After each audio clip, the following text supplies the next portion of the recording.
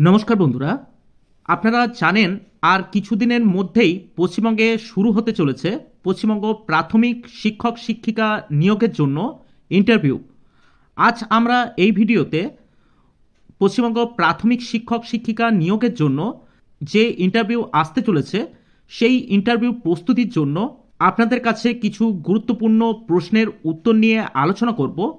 আপনারা যদি প্রাথমিক শিক্ষক শিক্ষিকা নিয়োগের ইন্টারভিউর জন্য প্রস্তুতি নিচ্ছেন তাহলে অবশ্যই আপনারা আমাদের চ্যানেলটি সাবস্ক্রাইব করে রাখতে পারেন। প্রথমে আপনাদের জানিয়ে রাখি আজ আমরা এই ভিডিওতে কি কি নিয়ে আলোচনা করব। প্রথমে এই ভিডিওতে থাকছে পশ্চিমবঙ্গ সম্পর্কে সংক্ষিপ্ত পরিচিতি। যেহেতু আপনারা পশ্চিমবঙ্গের প্রাথমিক শিক্ষক শিক্ষিকা নিয়োগের জন্য ইন্টারভিউ দিতে যাবেন, তাই আপনাদের সকলকে প্রথমে পশ্চিমবঙ্গের কিছু বিশেষ গুরুত্বপূর্ণ প্রশ্নের উত্তর অবশ্যই জেনে রাখা দরকার। পশ্চিমবঙ্গের সেই বিশেষ গুরুত্বপূর্ণ বিষয়গুলি নিয়ে আজকে আমাদের এই ভিডিওর প্রথমে আলোচনা থাকবে এবং তার সাথে পশ্চিমবঙ্গের সীমানা, পশ্চিমবঙ্গের জাতীয় বিষয় সম্পর্কে আলোচনা করা হবে এবং পশ্চিমবঙ্গের দীর্ঘতম, উচ্চতম, বৃহত্তম ইত্যাদি নিয়ে আলোচনা করা হবে এবং তার সাথে থাকছে পশ্চিমবঙ্গের ন্যাশনাল পার্ক এবং অভয়ারণ্য সম্পর্কে সংক্ষিপ্ত আলোচনা। এছাড়াও পশ্চিমবঙ্গ নিয়ে কিছু গুরুত্বপূর্ণ প্রশ্নের উত্তর। তারপর থাকবে পশ্চিমবঙ্গের যেসব জেলাগুলি আছে সেই জেলাগুলি নিয়ে বিস্তারিত আলোচনা। কিন্তু আজ আমরা এই ভিডিওতে এই জেলা নিয়ে আলোচনা করব না। আপনারা যে যে জেলা থেকে ইন্টারভিউ দিতে যাবেন অবশ্যই সেই জেলা সম্পর্কে আপনাদের গুরুত্বপূর্ণ বিষয়গুলি জেনে যেতে হবে। তাই পশ্চিমবঙ্গের বিভিন্ন জেলাগুলি নিয়ে আমরা পরবর্তী যেসব ভিডিওগুলি আসতে চলেছে সেই ভিডিওতে বিভিন্ন জেলাগুলি নিয়ে আলোচনা করব। আপনারা অবশ্যই কমেন্ট করে জানাবেন আপনারা কোন জেলা থেকে ইন্টারভিউ দিতে যাবেন।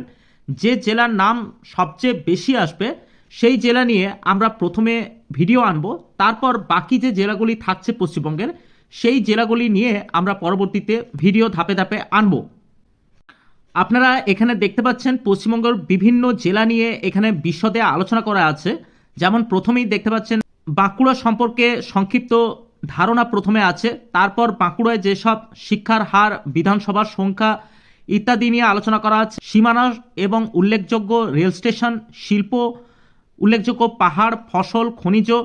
এবারে থাকছে বিভিন্ন জেলা নিয়ে দর্শনীয় স্থান এবং তারপর থাকবে বিখ্যাত ব্যক্তিবর্গ কে কে আছেন। এই রকমভাবে বাঁকুড়া সহ পূর্ব মেদিনীপুর, পশ্চিম বর্ধমান প্রত্যেকটি জেলার একই রকমভাবে আলোচনা করা হবে পরবর্তী ভিডিওতে। এবারে আজ আমরা এই ভিডিওতে আলোচনা করব পশ্চিমবঙ্গে গুরুত্বপূর্ণ সরকারি প্রকল্প, কবে এই প্রকল্পগুলি তৈরি হয়েছে। তারপর আমরা আলোচনা করব ভারতের সংক্ষিপ্ত পরিচয় সম্পর্কে। তো আজ আমরা এই ভিডিওতে মূলত পশ্চিমবঙ্গ এবং ভারতের কিছু গুরুত্বপূর্ণ বিষয় নিয়ে আলোচনা করব।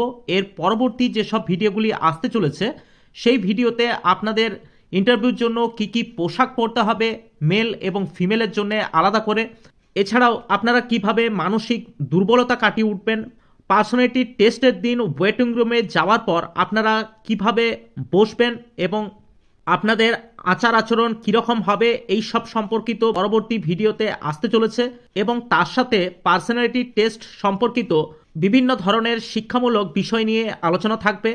যেমন আপনাদের ইন্টারভিউর সময় বডি ল্যাঙ্গুয়েজ কেমন থাকবে, ইন্টারভিউ রুমে প্রবেশ এবং প্রস্থান কিভাবে করবেন এবং তার সাথে থাকবে পার্সোনালিটি টেস্ট সম্পর্কিত কিছু সাধারণ প্রশ্নের উত্তর।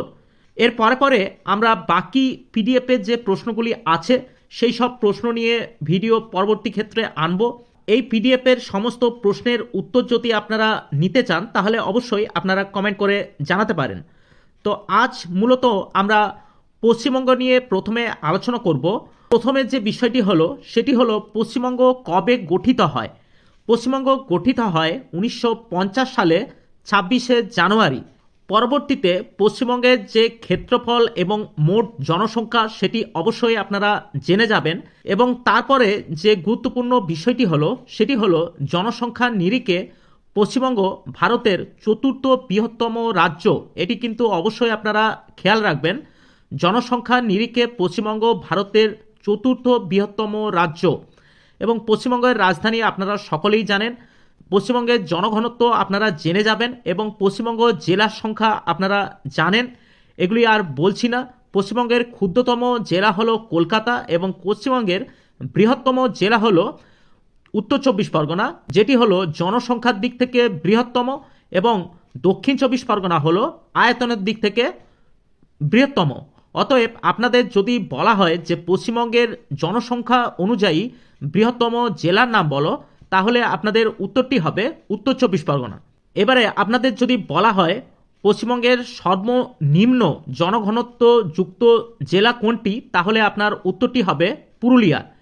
এরপর আপনারা অবশ্যই বিধানসভার যে আসন সংখ্যা সেটি দেখে যাবেন এবং তার সাথে পশ্চিমবঙ্গের লোকসভায় আসন সংখ্যা কটি আছে, রাজ্যসভাতে আসন সংখ্যা কটি আছে, এই সব বিষয়গুলি অবশ্যই আপনারা দেখে যাবেন। এবং অবশ্যই আপনারা ইন্টারভিউ দিতে যাওয়ার আগে পশ্চিমবঙ্গের যে সীমানা আছে সেই সীমানা সম্পর্কে আপনাদের অবগত থাকতে হবে। আপনারা যদি পশ্চিমবঙ্গ ম্যাপ দেখে এই সীমানাটি দেখেন তাহলে কিন্তু সহজেই এই পশ্চিমবঙ্গের সীমানা আপনারা মনে রাখতে পারবেন। পশ্চিমবঙ্গের সীমানার সাথে জড়িয়ে আছে ঝাড়খণ্ড, সিকিম, উড়িষ্যা, বিহার এবং অসম। সর্বোচ্চ সীমানাযুক্ত অঞ্চল হলো ঝাড়খণ্ড এবং সর্বনিম্ন সীমানাযুক্ত রাজ্য হলো সিকিম। এই বিষয়গুলি অবশ্যই আপনারা লক্ষ্য করে যাবেন এবং তার সঙ্গে অবশ্যই আপনারা পশ্চিমবঙ্গের যে প্রতিবেশী দেশগুলি আছে সেই দেশগুলি দেখে যাবেন। যেমন এই সীমানা সম্পর্কে আপনাদের কোশ্চেন করতে পারে চিকেন নেক কোথায় অবস্থিত বা চিকেন নেক কাকে বলা হয়, তাহলে আপনাদের উত্তরটি হবে শিলিগুড়ি করিডোরকে চিকেন নেক বলা হয় বা শিলিগুড়ির কাছে চিকেন নেক অবস্থিত, এটিও আপনারা বলতে পারবেন। এবারে আমরা আলোচনা করব পশ্চিমবঙ্গের জাতীয় বিষয় সম্পর্কে।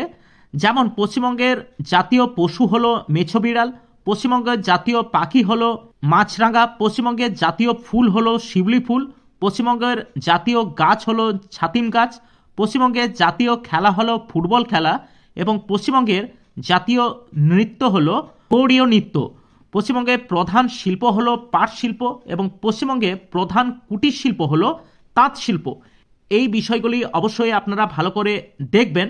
এর সাথে পশ্চিমবঙ্গের যে উচ্চতম, দীর্ঘতম এবং বৃহত্তম সিংহপথ, রেলপথ, সেতু, এইসব বিভিন্ন যে বিষয়গুলি আছে যেমন প্ল্যাটফর্ম, বাঁধ ইত্যাদি বিষয়গুলি কিন্তু অবশ্যই আপনারা পড়ে নেবেন। এবং তার সঙ্গে পশ্চিমবঙ্গের যে ন্যাশনাল পার্ক এবং অভয়ারণ্য, এই বিষয়গুলি সম্পর্কে আপনাদের অবগত থাকতে হবে। তার সাথে পশ্চিমবঙ্গ নিয়ে যেসব গুরুত্বপূর্ণ বিষয়গুলি আছে সেই বিষয়গুলি অবশ্যই আপনারা জেনে যাবেন। যেমন এখানে বলতে গেলে পশ্চিমবঙ্গ ধানের গোলা কোন জেলাকে বলা হয়, সেখানে আপনাদের উত্তরটি হবে বর্ধমান জেলা। কৃষ্ণনগর কি জন্য বিখ্যাত, এখানে আপনাদের উত্তরটি হবে মৃৎশিল্পের জন্য কৃষ্ণনগর বিখ্যাত। এখানে আমরা পশ্চিমবঙ্গ নিয়ে কিছু গুরুত্বপূর্ণ প্রশ্নের উত্তর নিয়ে আলোচনা করছি, কিন্তু আপনারা জানেন যে পশ্চিমবঙ্গ নিয়ে প্রচুর প্রশ্ন হতে পারে, তাই একটি ভিডিওতে কোনোদিনই সম্ভব নয় বিভিন্ন বিষয় নিয়ে আলোচনা করা। তাই অবশ্যই আপনারা আলাদা আলাদাভাবে এই বিষয়গুলি পড়বেন। এখানে যেমন গুরুত্বপূর্ণ প্রশ্ন হলো পশ্চিমবঙ্গের ইস্পাতনগর কাকে বলা হয়, উত্তরটি হবে দুর্গাপুর। আপনাদের যদি বলা হয় পশ্চিমবঙ্গের একটি মৎস্য বন্দরের নাম কি, তাহলে উত্তরটি হবে শঙ্করপুর। পরের যে গুরুত্বপূর্ণ বিষয়টি হলো সেটি হলো পশ্চিমবঙ্গে প্রথম ট্রেন কখন চালু হয়, উত্তরটি হবে পশ্চিমবঙ্গে প্রথম ট্রেন চালু হয় 1854 সালে। এইসব বিভিন্ন বিষয়গুলির উপর অবশ্যই আপনারা আলোকপাত করবেন। এবারে আমরা আজ এই ভিডিওতে আলোচনা করব পশ্চিমবঙ্গের কিছু গুরুত্বপূর্ণ সরকারি প্রকল্প নিয়ে। প্রথম যে প্রকল্পটি হলো সেটি হলো স্বাস্থ্যসাথী প্রকল্প। এই প্রকল্প শুরু হয় 2016 সালে। এই প্রকল্পের মূল উদ্দেশ্য হলো পরিবারের প্রতিটি সদস্যের জন্য বিনামূল্যে 5 লক্ষ টাকা পর্যন্ত চিকিৎসার জন্য পাওয়া যায়। পরের যে প্রকল্পটি হলো সেটি হলো কৃষক বন্ধু প্রকল্প। এটি শুরু হয় 2019 সালে। এটির যে সুবিধা পাওয়া যায় সেটি হলো কৃষকদের বার্ষিক আর্থিক সহায়তা ও বীমা সুবিধা পাওয়া যায় এই প্রকল্প থেকে। পরের যে প্রকল্পটি হলো সেটি হলো বসন্তী প্রকল্প। বসন্তী প্রকল্প শুরু হয় 2000 সালে। এই প্রকল্পের উদ্দেশ্য কি না, এই প্রকল্পের উদ্দেশ্য হলো নারীর ক্ষমতায়ন ও নির্ভরশীল দল গঠন করা। গীতাঞ্জলি প্রকল্প কবে শুরু হয়, গীতাঞ্জলি প্রকল্প শুরু হয় 2014 সালে।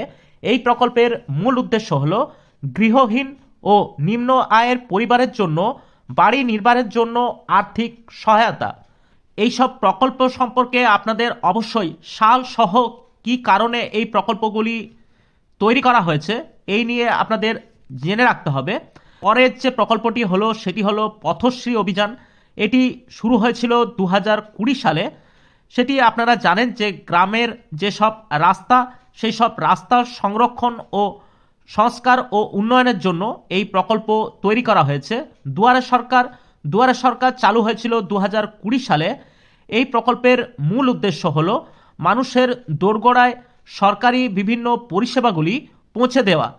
এবারে আরও যেসব প্রকল্পগুলি যেমন লক্ষ্মী ভাণ্ডার, সবুজ সাথী, মানবিক প্রকল্প, দুয়ারে রেশন প্রকল্প, এই সব প্রকল্প সম্পর্কে আপনারা অবশ্যই পড়ে যাবেন।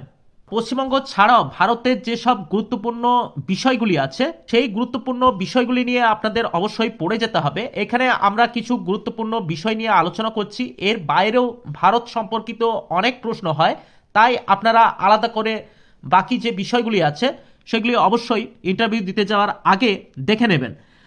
ভারতের যেসব বিন্দুগুলি আছে যেমন উত্তরতম বিন্দু, দক্ষিণতম বিন্দু, এইসব বিন্দুগুলি নিয়ে আপনারা অবশ্যই পড়ে যাবেন।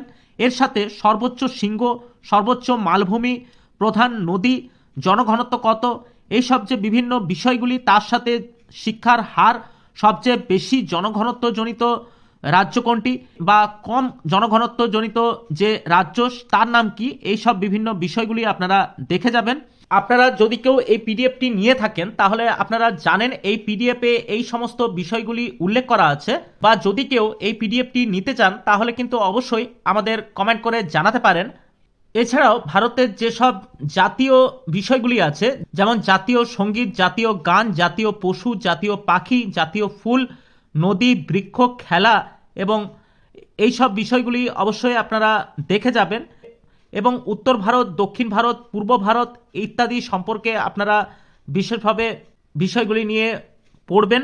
ভারত নিয়ে যেসব গুরুত্বপূর্ণ প্রশ্নগুলি আছে সেই প্রশ্নগুলি এই পিডিএফের মধ্যে উল্লেখ করা আছে। ইতিমধ্যেই আপনাদের যাদের কাছে এই পিডিএফটি আছে আপনারা জানেন, সেইখান থেকে আপনারা পড়তে পারেন। এছাড়াও আপনারা বিভিন্ন যেসব বইগুলি আছে সেই সব বইগুলি থেকে আপনারা পড়তে পারেন।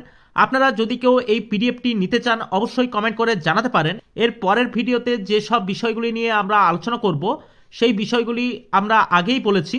তো পরবর্তী ক্ষেত্রে যেসব ভিডিওগুলি আসতে চলেছে সেগুলি পাওয়ার জন্য অবশ্যই আপনারা আমাদের চ্যানেলটি সাবস্ক্রাইব করে রাখতে পারেন।